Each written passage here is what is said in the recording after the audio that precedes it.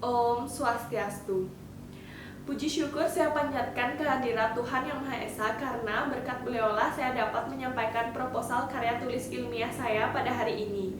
Yang terhormat, Ibu Dinyoman Astika Dewi M. Biomed, Ibu Dr. I Gusti Agung Dewi Sarihati M. Biomed, Ibu Luputu Rinawati SSI selaku penguji pada seminar proposal kali ini.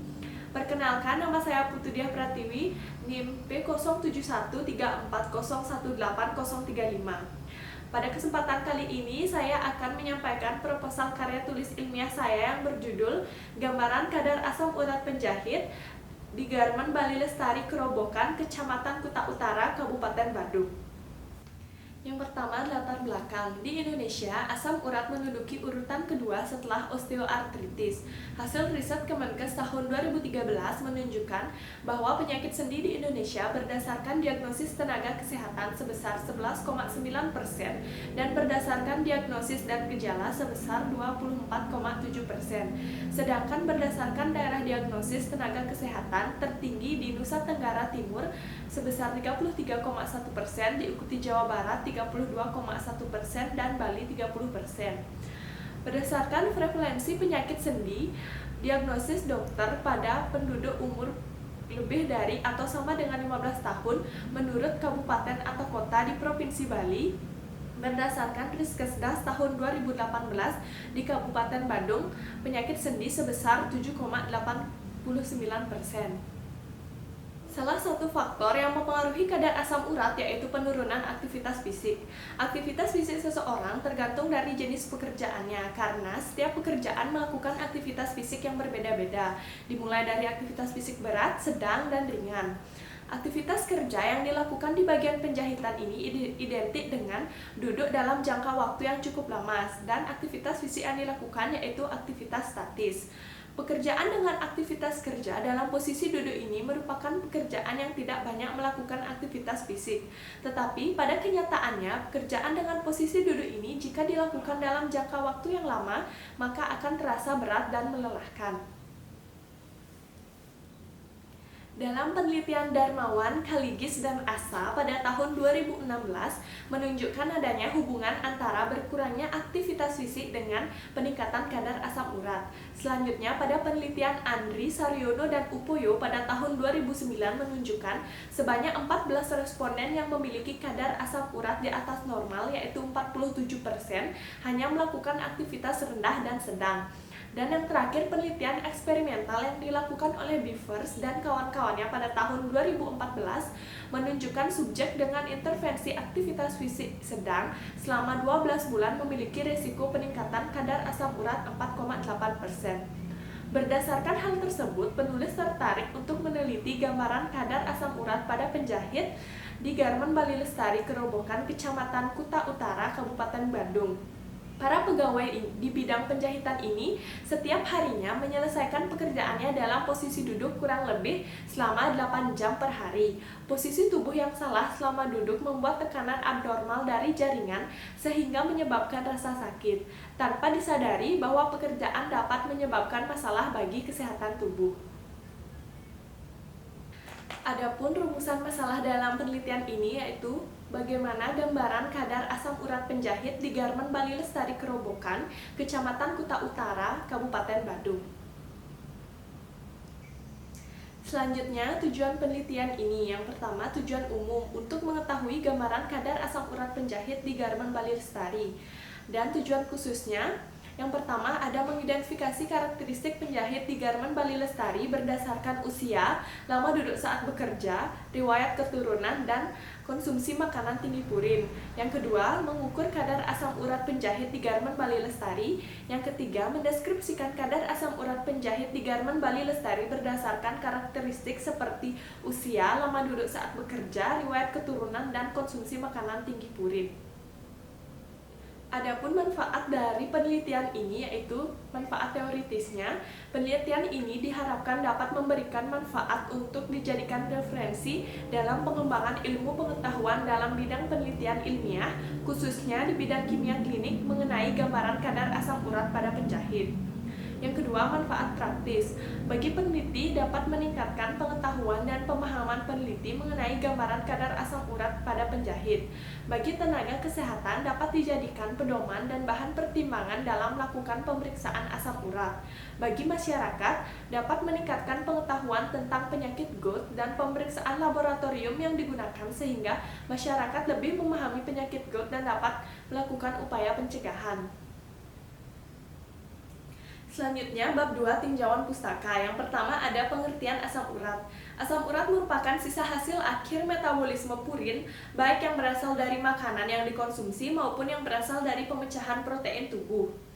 Selanjutnya ada struktur asam urat. Purin disusun oleh beberapa komponen, yaitu hidrogen, oksigen, dan karbon nitrogen.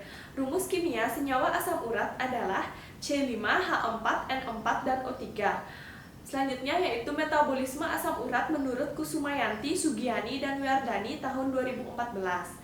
Asam nukleat di dalam usus dirubah menjadi mononukleotida, lalu dihidrolisis menjadi nukleosida. Setelah itu diserap tubuh dan dipecah menjadi purin dan pirimidin. Di dalam hati, purin diangkut dan dioksidasi menjadi asam urat yang dibantu oleh enzim xantin oksidase. Selanjutnya ada hiperurisemia, GOUT, dan faktor-faktor yang mempengaruhi. Yang pertama yaitu hiperurisemia. Hiperurisemia adalah keadaan di mana terjadi peningkatan kadar asam urat di atas normal.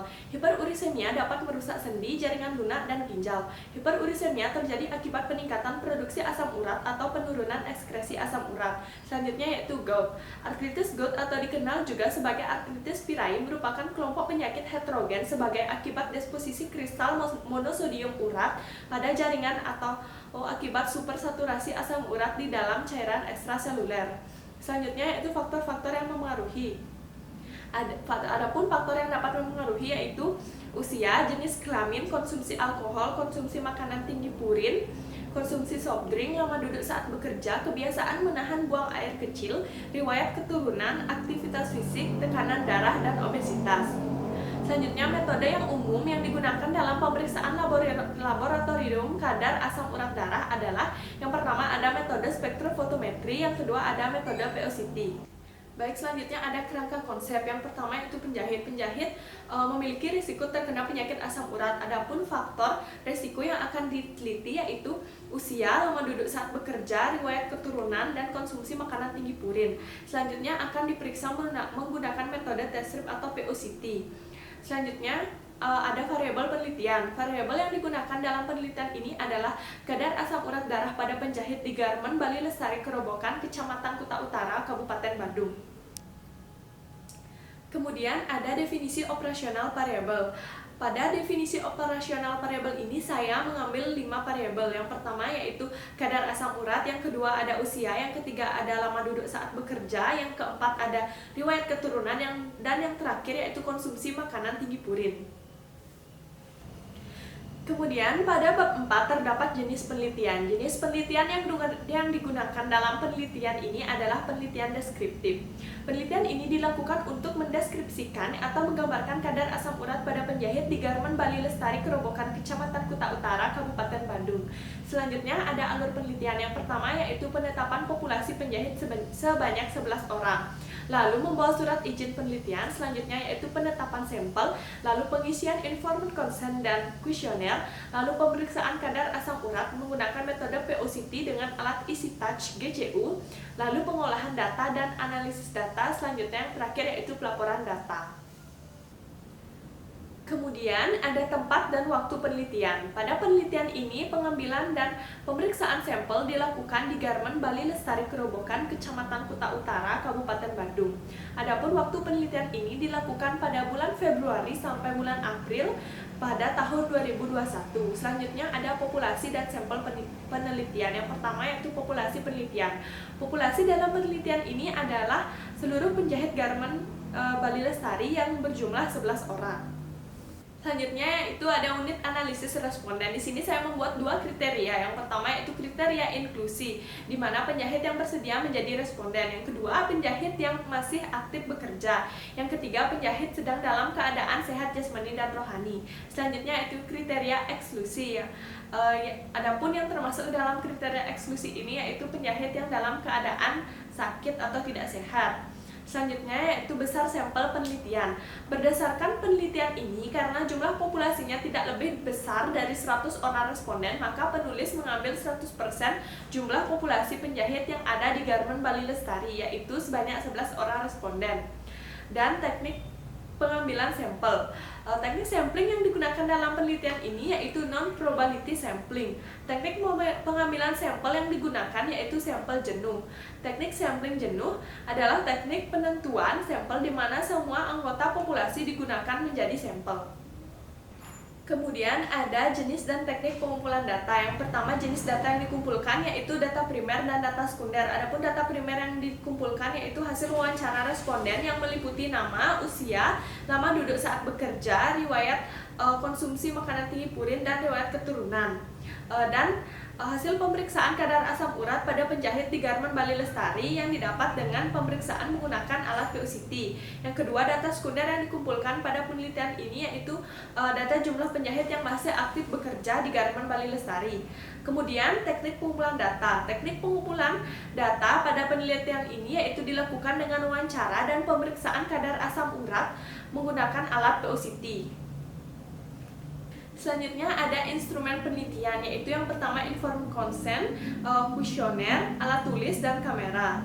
Selanjutnya ada alat dan bahan yang akan digunakan untuk pemeriksaan kadar asam urat. Yang pertama ada jarum lancet, autoklik, alat POCT, alat perlindungan diri atau APD, tempat limbah infeksius dan non-infeksius. Kemudian adapun bahan yang digunakan yaitu yang pertama ada alkohol swab 70%, kapas kering, strip asam urat, sampel darah kapiler, dan tisu.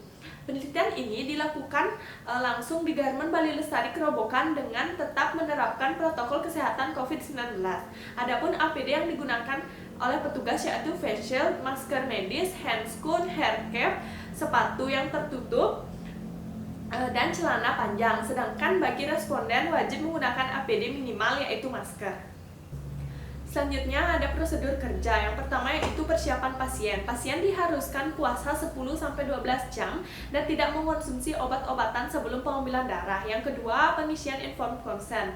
Penjelasan mengenai penelitian yang akan dilaksanakan ke responden, lalu ketersediaan menjadi sampel dari penelitian, lalu pengisian informed consent. Yang ketiga, pengisian form kuesioner. Petugas akan mengajukan beberapa pertanyaan kepada responden yang terdapat dalam kuesioner. Lalu adapun data yang diperlukan yaitu nama, usia, jenis kelamin, alamat, lama duduk saat bekerja, riwayat keturunan, dan riwayat konsumsi makanan tinggi purin. Selanjutnya kemudian ada pemeriksaan kadar asam urat. Yang pertama pada tahap pra-analitik. Di sini kita menyiapkan alat dan bahan yang akan digunakan.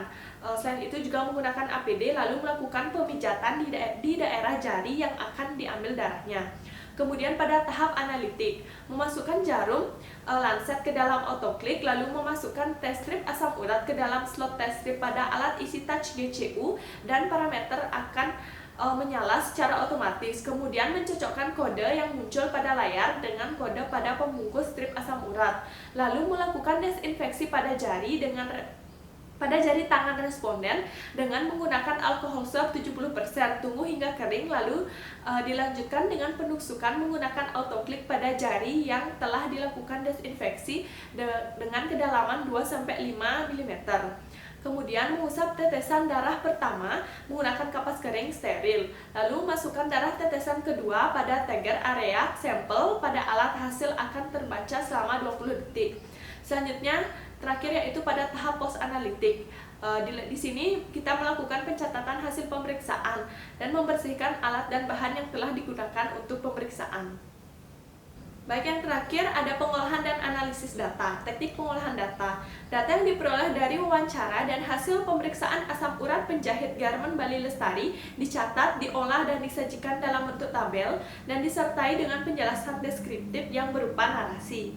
Kemudian analisis data. Analisis data dilakukan dengan membandingkan hasil pemeriksaan asam urat yang diperoleh dengan nilai rujukan, literatur terkait teori asam urat, dan tinjauan empiris lainnya.